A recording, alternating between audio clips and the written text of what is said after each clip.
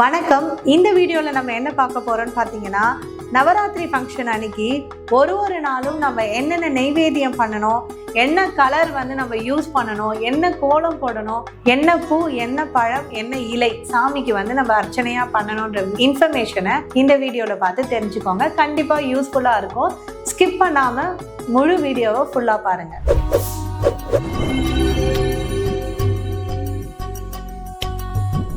நம்ம எல்லாருக்குமே தெரியும், முதல் 3 நாள் துர்க்கை தேவிக்கு, அடுத்த 3 நாள் லக்ஷ்மி தேவிக்கு, கடைசி 3 நாள் சரஸ்வதி தேவிக்குன்னு தெரியும். கரெக்டுங்களா? இப்போ என்னென்ன நாள் என்னென்ன வைக்கலான்றத நான் சொல்றேன். முதல் நாள் துர்க்கை தேவி. இன்னைக்கு அவங்களோட பெயர் என்னன்னு பார்த்தீங்கன்னா மகேஸ்வரி. பொட்டு வகையான கோலம் நீங்க போடலாம். மல்லிகை பூ மற்றும் வில்வ இலை இவைகளை கொண்டு நீங்க அர்ச்சனை பண்ணலாம். நெய்வேத்தியம் வெண்பொங்கல், வாழைப்பழம். எந்த நிறம் பார்த்தீங்கன்னா பச்சை நிறம். நீங்க ஒன்று கலசத்துக்கோ இல்லை நீங்க சாமியே அலங்காரம் பண்ணி வைக்கிறீங்கன்னா பச்சை நிற புடவை நீங்க கட்டலாம். அப்படி இல்லைன்னா வீட்டுக்கு வர பெண்களுக்கு தாம்பலம் கொடுக்கறதுல நீங்க பச்சை நிற பிளவுஸ் பிட், இல்லை பச்சை நிறத்துல புடவை, இல்லை பச்சை நிறத்துல எந்த ரிட்டர்ன் கிஃப்ட் வேணாலும் நீங்க கொடுக்கலாம். இது கம்பல்சரி கிடையாது. இந்த இன்ஃபர்மேஷன் யாருக்கு உகந்ததோ அவங்க இதை ஃபாலோ பண்ணலாம். இதெல்லாம் பண்றதால என்ன பலன் கிடைக்கும்னு பார்த்தீங்கன்னா வறுமை நீங்கும். 2ஆம் நாள் துர்க்கை தேவிக்கு தான் நம்ம மீண்டும் விரதம் இருக்க போறோம். இன்னைக்கு அவங்களோட பெயர் பார்த்தீங்கன்னா ராஜராஜேஸ்வரி. கட்டம் வகையான கோலம் போட வேண்டும். முல்லைப்பூ மற்றும் மருவு இலை இவைகளை கொண்டு அர்ச்சனை செய்ய வேண்டும். நெய்வேத்தியம் பார்த்தீங்கன்னா புளி சாதம், மாம்பழம்.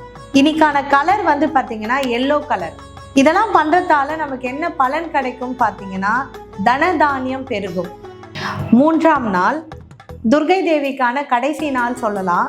இன்னைக்கு அவங்களோட பெயர் என்னன்னு பார்த்தீங்கன்னா வராகி தேவி. இன்னைக்கு நம்ம பார்த்தீங்கன்னா ஒன்று பூ இருக்கிற மாதிரி கோலம் போடலாம், இல்லை பூக்களை கொண்டே நீங்க கோலம் போடலாம். மலர் பார்த்தீங்கன்னா சம்பங்கி, இலை பார்த்தீங்கன்னா துளசி இலை. நெய்வேத்தியம் பார்த்தீங்கன்னா சர்க்கரை பொங்கல், பலாப்பழம். இன்னைக்கான கலர் பார்த்தீங்கன்னா நீலம். இதெல்லாம் பண்றது மூலமா என்ன பலன் பார்த்தீங்கன்னா பகை நீங்கி வெற்றி உண்டாகும். 4ஆம் நாள். ஸோ இப்போ லக்ஷ்மி தெய்வத்துக்கு உரிய நாள். இன்னைக்கு அவங்களோட பெயர் பார்த்தீங்கன்னா மகாலட்சுமி. ஸோ படிக்கட்டு வகையான கோலம் நீங்க யூஸ் பண்ணணும். இதை நீங்க எப்படி போடணும்னு பார்த்தீங்கன்னா அரிசியை அரிசி மஞ்சளை கலந்து அந்த அரிசி மஞ்சள்ல வச்சு நீங்க இந்த படிக்கட்டு மாதிரி கோலம் போடலாம். பூ பார்த்தீங்கன்னா ஜாதி மல்லி, கதிர் பச்சை இலை, கொய்யா மற்றும் கதம்ப சாதம் இன்னைக்கான நெய்வேத்தியம். கலர் பார்த்தீங்கன்னா கரு நீலம். என்ன பலன் பார்த்தீங்கன்னா கடன் தொல்லை தீரும். 5ஆம் நாள். இது நடு நாள்னு சொல்லுவாங்க. லக்ஷ்மி தெய்வத்துக்கு உரியது. இன்னைக்கு அவங்களோட பெயர் பார்த்தோன்னா மோகினி தேவி. ஸோ மோகினி தேவிக்காக நீங்க விரதம் இருக்க போறீங்க. மயில் மற்றும் அன்னம் இதுக்கு ரெலவெண்டான கோலம் நீங்க போடலாம். மலர் பாரிஜாதம், இலை விபூதி பச்சை இலை, பழம் மாதுளை, நெய்வேத்தியம் தயிர் சாதம். இன்னைக்கான கலர் பார்த்தீங்கன்னா சிவப்பு. இன்னைக்கான பலன் பார்த்தீங்கன்னா விரும்பிய செல்வம் கிடைக்கும். செல்வம்னா வெறும் பணம் மட்டும் கிடையாதுங்க. நமக்கு மொத்தம் அஷ்டலக்ஷ்மிகள் இருக்காங்க. ஒரு லக்ஷ்மிக்குமே ஒரு செல்வம் இருக்கு. அந்த செல்வத்துல நீங்க எந்த செல்வம் நினைச்சு நீங்க வேண்டீங்களோ அந்த செல்வம் உங்களுக்கு கிடைக்கும். 6ஆம் நாள் லக்ஷ்மி தெய்வத்துக்கான கடைசி நாள் சொல்லலாம். இன்னைக்கு அவங்களோட பெயர் பார்த்தீங்கன்னா சண்டிகா தேவி. கோலம் பார்த்தீங்கன்னா தேவியோட பெயரை நீங்க கோலமா போடணும். கடலை மாவு யூஸ் பண்ணி நீங்க போடணும். மலர் செம்பருத்தி, இலை சந்தன இலை கிடைத்தால் யூஸ் பண்ணுங்க. நர்த்தம் பழம், தேங்காய் சாதம், நிறம் கிளிப்பச்சை. பலன் பார்த்தீங்கன்னா கவலை நீங்கி மகிழ்ச்சி மற்றும் நிம்மதி கிடைக்கும். 7ஆம் நாள் சரஸ்வதிக்கான நாள் ஆரம்பித்து விட்டது. இன்னைக்கு அவங்களோட பெயர் பார்த்தீங்கன்னா சாம்பவி. அதாவது வீணை வைத்து கொண்டு இருக்கும் ஒரு கோலம் இருக்கும் தெரியுங்களா, அதுதான் சாம்பவி. இன்னைக்கு பார்த்தீங்கன்னா நீங்க சங்கு வகை கோலம் போடலாம்.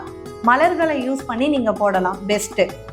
பூ தாழம்பூ, தும்பை பூ யூஸ் பண்ணலாம். பழம் பேரிச்ச பழம். இன்னைக்கான நெய்வேத்தியம் பார்த்தீங்கன்னா லெமன் ரைஸ். இன்னைக்கான கலர் பார்த்தீங்கன்னா இளம் சிவப்பு. இன்னைக்கான பலன் பார்த்தீங்கன்னா சுகம், அதாவது இன்பம் பெருகும். 8ஆம் நாள் இன்னைக்கு சரஸ்வதியோட பெயர் என்னன்னு பார்த்தீங்கன்னா நரசிம்மதாரணி. இன்னைக்கான கோலம் வந்து பார்த்தீங்கன்னா தாமரை மலர் இருக்கிற மாதிரி ஒரு கோலம் போடலாம். நீங்க மலர் வந்து ரோஜா மலர், இலை வந்து மருதாணி இலை, பழம் வந்து திராட்சை, நெய்வேத்தியம் வந்து பால் சாதம், நிறம் வந்து பச்சை மற்றும் அரக்கு. இன்னைக்கான பலன் என்னன்னு பார்த்தீங்கன்னா கஷ்டங்களை நீக்கி இஷ்ட சித்திகளை உண்டாக்கும் அந்த பலன் வந்து உங்களுக்கு கிடைக்கும்.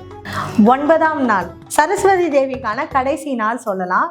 இன்னைக்கு அவங்களோட பெயர் வந்து பரமேஸ்வரி. இன்னைக்கும் நீங்க தாமரை வகையான கோலம் போடலாம். இன்னைக்கான மலரும் வந்து பார்த்தீங்கன்னா தாமரை தான். வெண்தாமரை செந்தாமரை எது கிடைச்சாலும் ஓகே. இலை வந்து பார்த்தீங்கன்னா மறுகொழுந்து இலை, பழம் வந்து நாவல் பழம். இன்னைக்கான நெய்வேத்தியம் வந்து பார்த்தீங்கன்னா அக்கார அடிசல் சொல்லுவாங்க. இது வந்து சக்கரை பொங்கல் மாதிரி தான் இருக்கும், கொஞ்சம் டிஃப்ரெண்ட்டாக இருக்கும். இன்னைக்கான நிறம் வந்து பார்த்தீங்கன்னா வெந்தய நிறம். இன்னைக்கான பலன் வந்து பார்த்தீங்கன்னா எண்ணியது ஈடேறும். நீங்கள் என்ன நினச்சி வேண்டுறீங்களோ அந்த எண்ணியது உங்களுக்கு முழுமையாக பலனாக கிடைக்கும். கடைசி நாள் 10ஆம் நாள் இன்னைக்கு தான் அரக்கனை அழித்து அவங்க வந்து மகிஷாசுர மர்தினியாக மாறிய நாள். இன்னைக்கு அம்பாளோட பெயரே வந்து அம்பிகை தான். ஸோ இந்த வெற்றி நாள் அன்னைக்கு, விஜயதசமி அன்னைக்கு நீங்கள் வந்து சாமிக்கு வந்து சாப்பாடெல்லாம் செஞ்சு படைப்பீங்க.